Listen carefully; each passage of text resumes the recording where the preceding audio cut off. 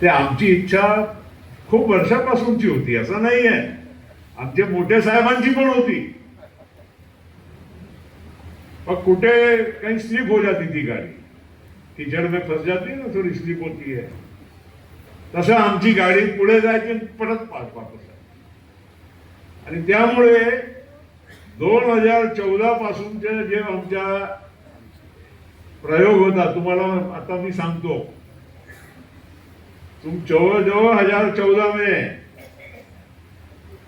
फिर से बोलता हूं, 2014 में लोकसभा के इलेक्शन के बाद वरचा आमचा ठरला होता की आपण आम्ही काँग्रेसचा साथ सोडायचा आणि तुम्ही शिवसेना साथ. आताची शिवसेना नाही, पूर्वीची.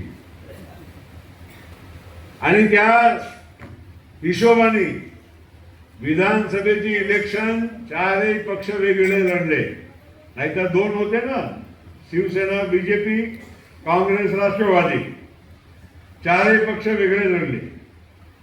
आणि त्यामुळे एक नवीन चित्र महाराष्ट्रामध्ये तयार झालं.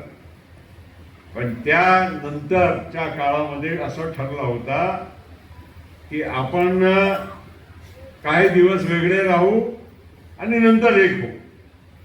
कारण तुम्ही शिवसेनाची साथ सोडली होती, आम्ही काँग्रेसची सोडली होती. तुम्हाला आठवत असेल, तुमच्या नंबर 122 होता, ते 26 होता, काही काही होता, 122.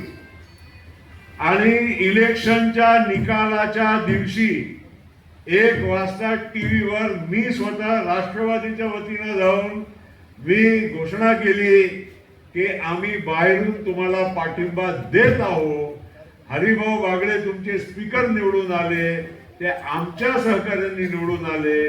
हे सगळं झाल्यानंतर ते परत काहीतरी आमची गाडी चिखलामध्ये फसली आणि आम्ही बॅक गेलो आणि तुम्ही पुढे गेलो.